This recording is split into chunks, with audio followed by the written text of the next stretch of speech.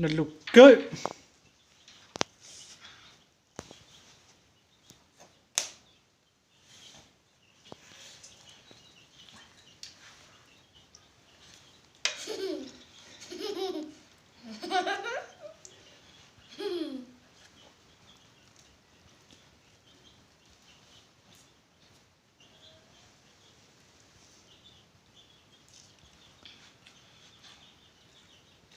Không mà non rất là dịch lắm.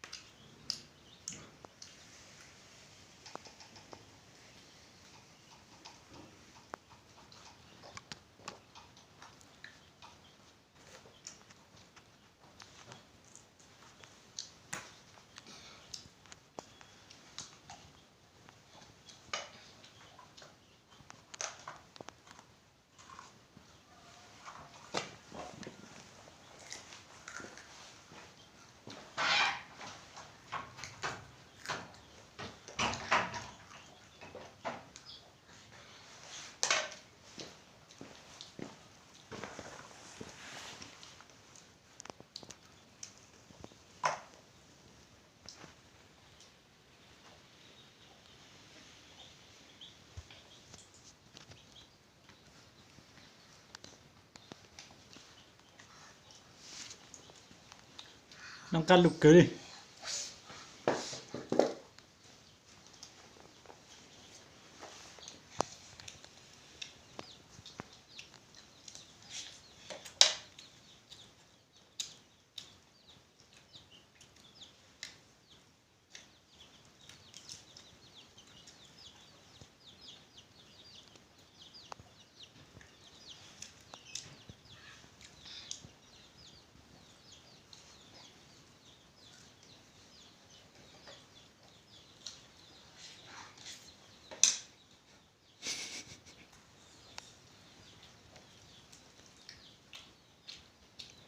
Sẽ plan gì chạy?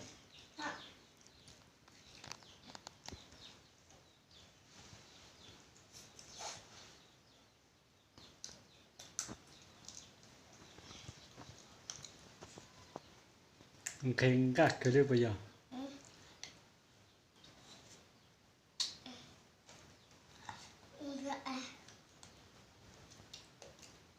Sao tao? Hả? Sao tao? Đâu rồi? Tao sẽ nói lù đi.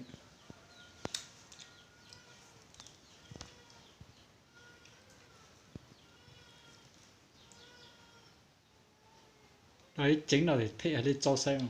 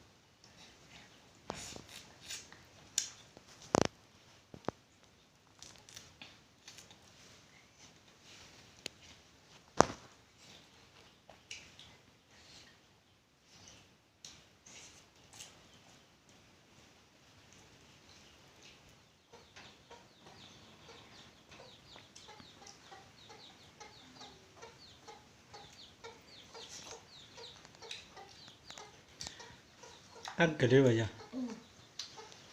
Nãy giờ tạm bây giờ tụ. Sao chưa được? Nó rất tụ sao? Ừ.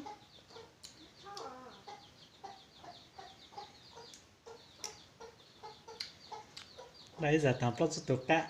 Ừ. Là lụ đi. Cái thằng cậu thừa cá hả? Ta có tụ cả rồi. Ừ. Bạn bác, tôi thừa cá. Ừ.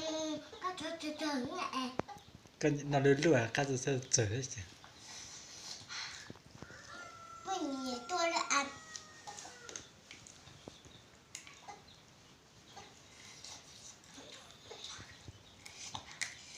Ừ.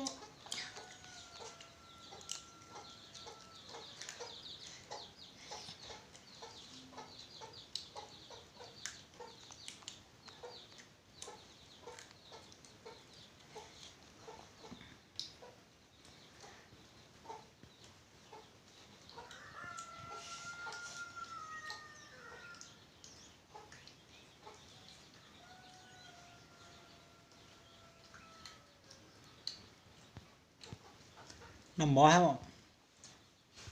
Nó tới trái lụ hay đi chậu.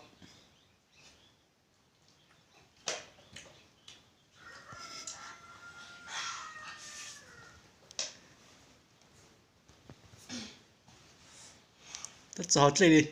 Ừ.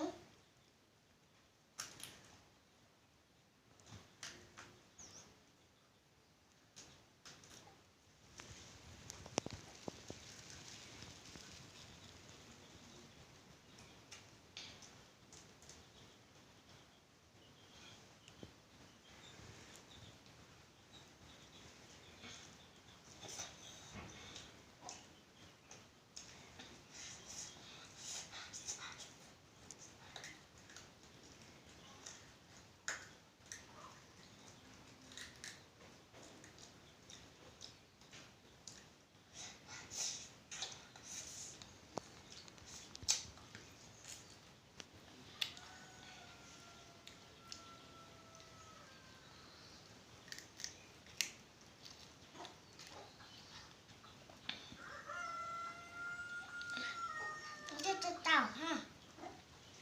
Ăn đấy cười đấy tao nói như cho trâu xong. Không mà cái tao hả? Nó dính hả? Rồi đấy.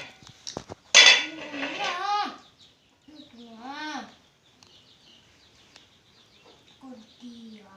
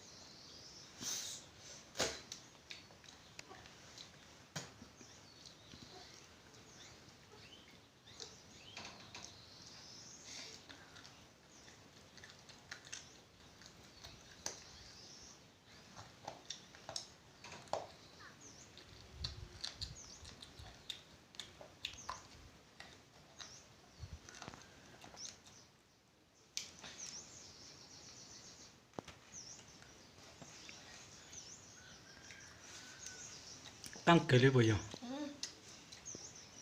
À,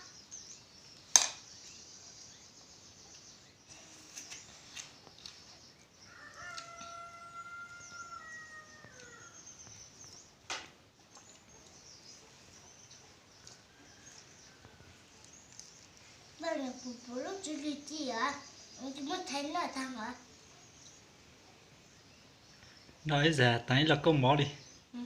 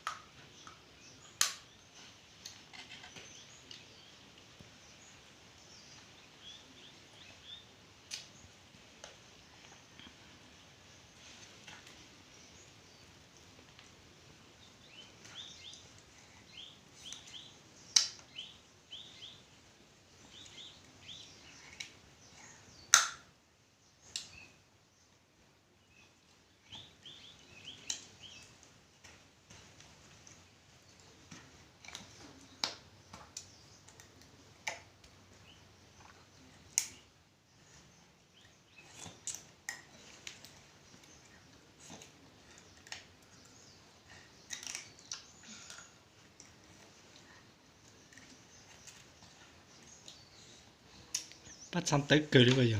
Hả? Bắt xong tới cười đi bây giờ. Ừ. Chưa sẽ lo đi. Ừ. Nhưng mà không có theo.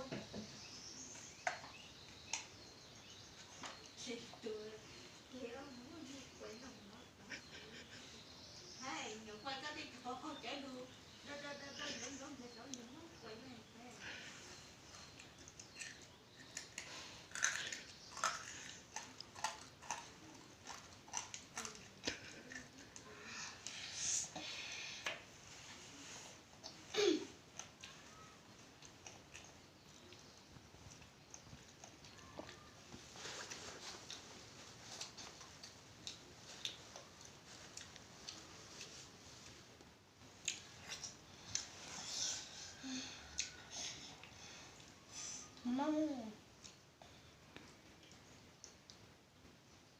Nào tôi coi.